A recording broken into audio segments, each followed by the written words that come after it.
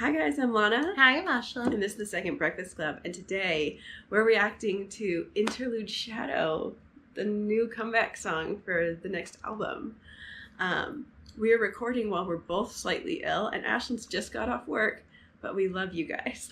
So this is, we're very nervous, and I'm excited to watch it, but also like, it's been a while since we've had a comeback. I know. So I've seen a few things on Twitter about it. I know it's Yoongi. I know it's... I've seen a couple art references people posted, but that's about all I know going in. And I think Ashlyn knows basically nothing. Yeah. So it's all fresh.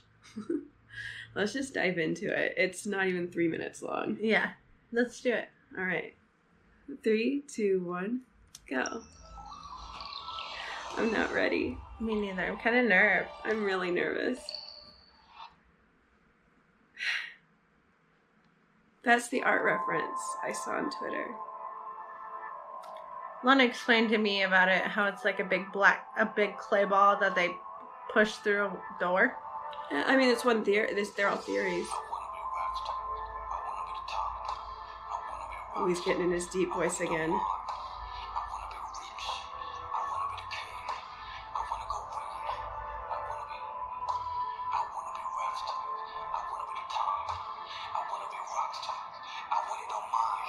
We're not going to be talking a lot, guys. Sorry. We're paying attention.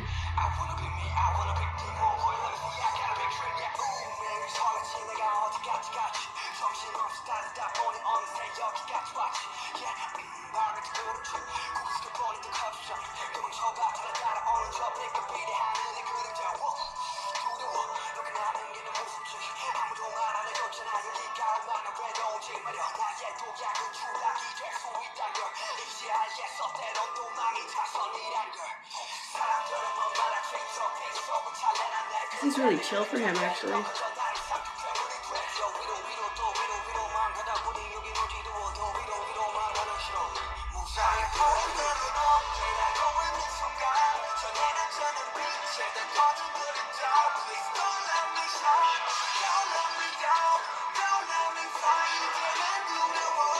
A lot of English too.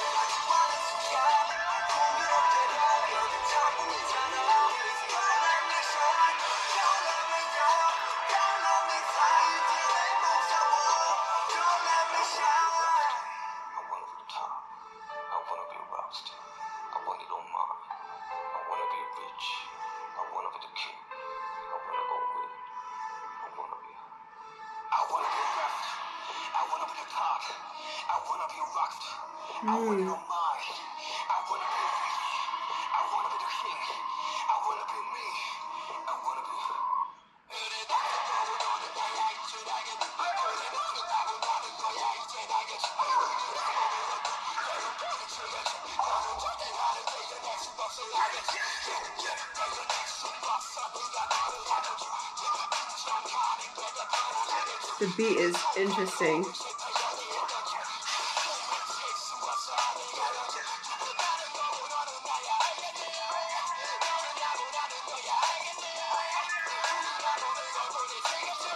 Why is that me at the BTS concert?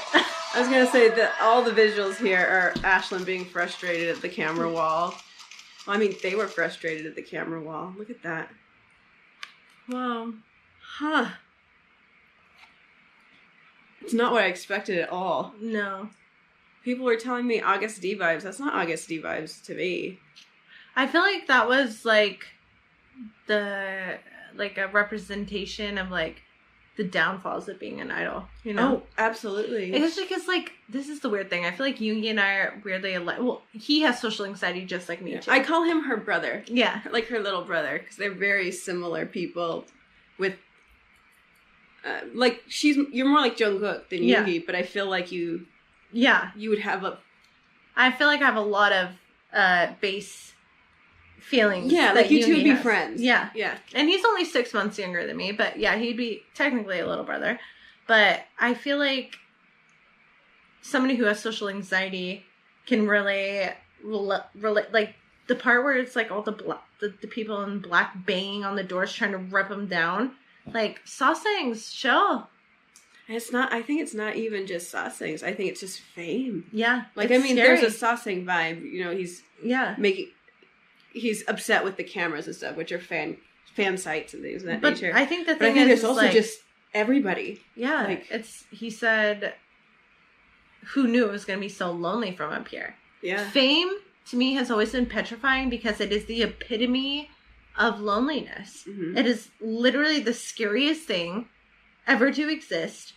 And the price that they're paying for, like, the art that makes them happy, to, like, their music that they want put out in the world, that's the price that they have to pay. It's a very high price. And so scared. And it's interesting, that duality of, like, he's always been ambitious. Yeah. So if it's like, I want to be a rock star, I want to be a rap star, like, I want to be the king. It's like, I want all these things. Here's the trade-off. Yeah. It's turning me into a monster. Yeah. And I like that it's shadow. You know, that's Jungian psychology, the dark parts of yourself. But I like that it wasn't purely psychological here, because it wasn't like, this is dark Jungi. Yeah. This is the dark side of his life. Yeah. Like, real Jungi deals with this. Or the difference of, like, Suga on stage and Jungi in the crowd. Yeah. Or, like... And nobody even realized it's Jungi in the crowd. Yeah, like, you know? Surrounded by the cameras. And then that bit near the end where things went mental. Yeah. Like, that's, like, anxiety. Yeah. I think that's the part where it's, like, everything's too much and everything's crazy.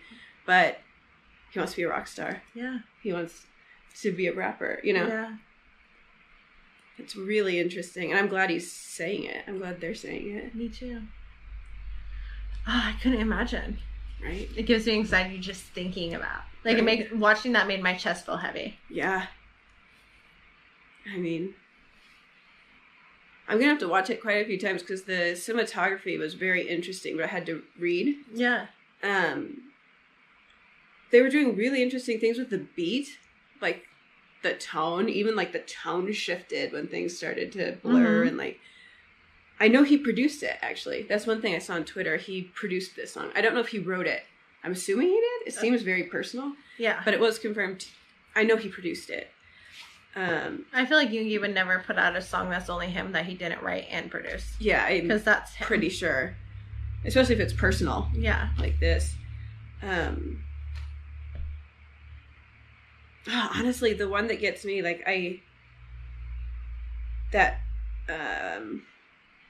things get worse the more you get what you want. Like, don't let me shine. Don't let me, like... Yeah. That's an interesting fear from someone who doesn't fear fame as much as you do. Mm-hmm. Just because I'm really ambitious. So, I don't want to be famous, but if it came...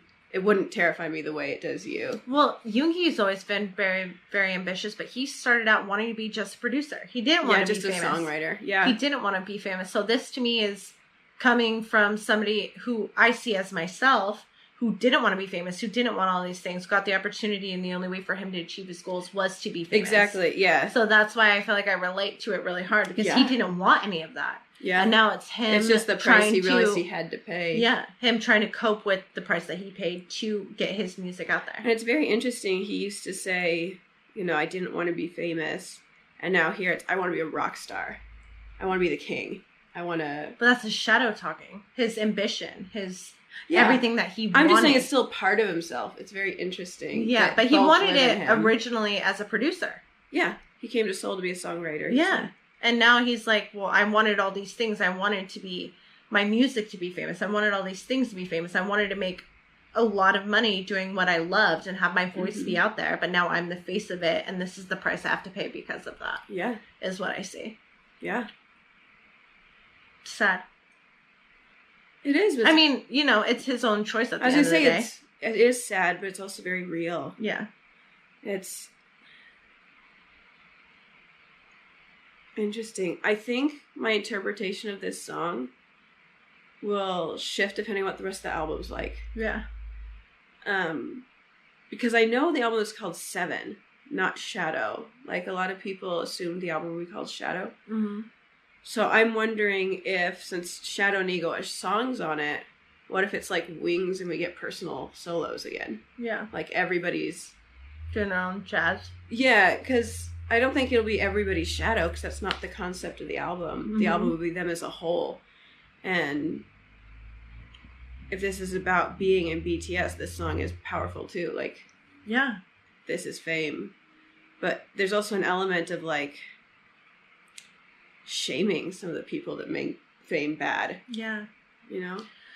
All I know is watching this, I felt very alienated, very anxious, very, like, I feel like this was a very good way of portraying how Fame makes people feel. Yeah. And it was very not okay. Yeah. It was very not okay. It was an art piece. Yeah. Like, it was tactile. Yeah. It made you feel things. Yeah. And again, not what I expected. Or in terms of beat, in terms of sound, in terms of a lot of English. Yeah. Like, a lot of English. Yeah. Very different from what they've been doing. And again, I don't see August D in there, unless you're just saying Honesty is August D. But yeah. Honesty's been Suga too. Yeah, 100%. It was a lot slower than what he sometimes do as solos, and I think that's because he wants you to pay attention. Yeah. I feel like especially when he said pause. Yeah. This is what I'm saying right now. Listen up. You know? And then when he got faster, it was for a reason. Yeah. It was to be chaotic. Yeah. Very, very, very interesting. It reminds me, recently they had an interview with him and they asked him,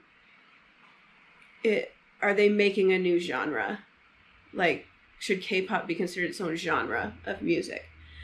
And he said back that he, like, you guys will give me the exact quote or whatever if I get it wrong, but he basically said it's not a genre, it's a way of making music that includes fashion and art, and like all of those pieces have to go together to be K-pop. Yeah. And that's one of the things that inspired him now to still be doing K-pop, is because every part of himself, it has to make the art, you know? Yeah. It's not just here's a rap song, it's everything that goes into it. And I think everything went into this video. Mm-hmm. I don't know. I'm interested in what the album's going to be. Me too. Because Persona, to me, didn't say much of anything about what that album ended up being. Mm-hmm. So I'm curious how it'll go. And, you know, they gave us a map with dates now, so we'll know when things are coming out. Yeah. What did you guys think about it? Like, tell us. Like, let's have a conversation. I think it's a very up for interpretation kind of thing. Yeah. Very interesting. Mm-hmm. So until next time. Live long and prosper. Also, like, comment, and subscribe. Bye. Bye.